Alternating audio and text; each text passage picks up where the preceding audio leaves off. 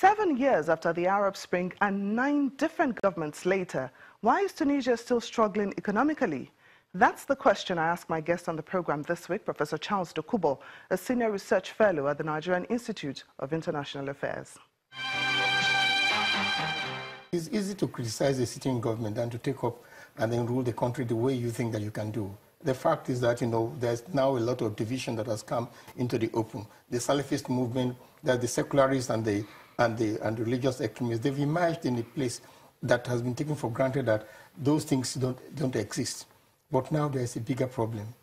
Think about the link with that and the crisis in Libya and all that.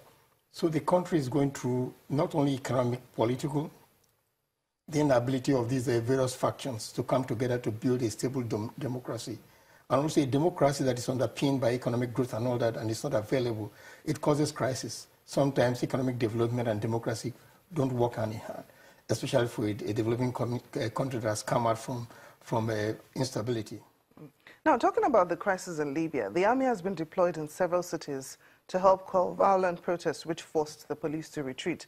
Could Tunisia's democracy be under threat with this development? If the crisis in Libya is not internally contained and it spreads over, because there are links and associations and networks between these religious groups, extreme religious groups and all that. So definitely they could leverage on that and then affect Tunisia itself. That has been seen as a beacon of, bearing in mind what happened in 2011, that they had a peaceful resolution and that it's supposed to be the beacon and then the trailblazer for all those countries that were involved in this process. Yet, it's so difficult also to bring back. Now, with the army that has been brought in, how safe is that? Could we be looking at a coup? The fact is that the army is trying to have use what I call a strong arm tactics in trying to arrest. But the arrest cannot stop the unrest because, the people are still wary and they are ready. And then the new group that emerged, FESH, it's called FESH. FESH is of the opinion that it should go back to 2011 when they overthrew the government and all that. They should fight for their integrity, their livelihood and all that. These were what they were saying. So it is difficult, but unless those wiser councils prevail in Tunisia, we might see that some of these issues that they've taken for granted, will start to fade at the seams, and it will affect the cohesion of the country. So do you have any fears that the Islamic State in Libya will take advantage of the unrest in Tunisia to strike? They could. The fact is that if they don't even move in there, they have foot soldiers there that will, because of the network that developed over the years, that could take up positions against government. And then we'll see a threat that we've never seen before. Now, recently there were reports of protests in Iran and now Tunisia. These are countries that very rarely, do you see protests of such magnitude. Could this be signs of another looming Arab Spring? I doubt if it is so. In case of Iran, you can understand. After the nuclear deal with the 6 world powers and all that, all the promises that were made, they are going to lift sanctions on some of the issues that were involved. It has not been lifted because of America's, Trump's position. So you can see that you stoke the fire, and yet you blame them that there was human rights abuse, and even taking it to the UN Security Council, which I think there it was given a bloody nose, and thank God for that. Because this is an internal affair. People in America do protest if they don't like things. Immigration rules, people protest against. Why should you take an internal issue about protest in Iran to the UN Security Council? So you don't think we're looking at a looming Arab Spring? No, the fact is that where you have economic situations that are very there could be that sort of a threat to the system and to establishment, and that's what they were saying. They've let go. They believe that this, coming to getting this nuclear agreement will open doors to them. There will be economic growth. There will be employment and all that. Then all of them, somebody manages to scoop all these things out. So what do you expect to happen? Now, talking about U.S. President Donald Trump's position, he was quite quick to support protests in Iran, but he's been silent on the protests in Tunisia. What could be responsible for this? For me, my position on Trump has always been very clear.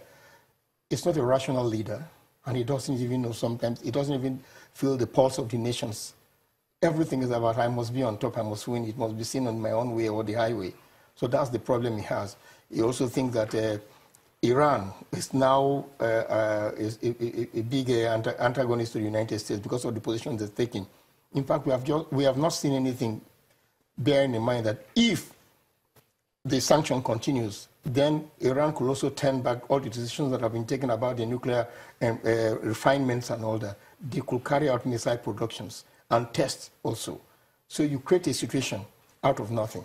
So if I understand you clearly, you're saying he has more interest in Iran than in Tunisia. Of course, yes. Because Tunisia, they saw it as a model that it has come through. That's if he understands that they've come through this difficult plan. They're trying to mold something together in their own image and likeness, democracy, open governance, good governance, and all that. But then they are always mistaken. The West is always mistaken about crisis in the north of Africa. They always think it's about democracy. Some of these countries, they've never known democracy for a very long time.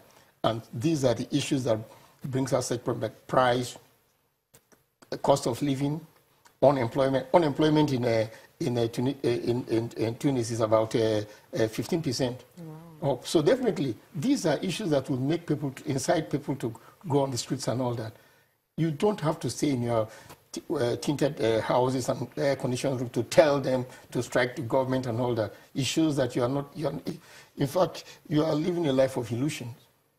So should the international community intervene in the crisis in Tunisia? For instance, the African Union or maybe the Organization of Islamic Cooperation? I think that it has not come to the extent to which African leaders or the UN will intervene, because you definitely know there's a provision, new provision, the right to protect. The right to protect, where if a state fails to take care of its own problem, then the international community will intervene and unless that community, that nation back to health, so before it gives it to the rightful owners. But Professor, after 7 years and 9 governments, do you think Tunisia really has what it takes to protect its people? Fabricating a new democratic dispensation is not easy. It's going to take a very long time, especially when you have a very strong man that has been there for over how many years. So definitely, and then, you know, you must also look at the new factors about religious extremism, the Salafist movement and the secularity. Which one will be given the pride of grace? Now, you know, people have started wearing beards in Tunisia and all that. That was not the case when Ben Ali was there. So finally, if the protests in Tunisia are not checked early enough, could it have any spillover effect on its neighbors and the North African region? It certainly will have, because, you know, there are lots of religious network connection about this extremist Salafist group that even have come to as far as Mali and all that. So definitely it will have an impact. So the international community or the AU should be very careful. The problem also was that in the north, the Maghreb Union has not been successful in setting up their own RECs, economic union. They've not been able to set up, while the east, west, south we do have in Africa. So that also creates a vacuum in which this new network about terrorism and all that could flourish to other parts, apart from the country that it has originated from. Professor, thank you so much for joining us on Diplomatic Channel. Oh, thanks for having me. Thank you.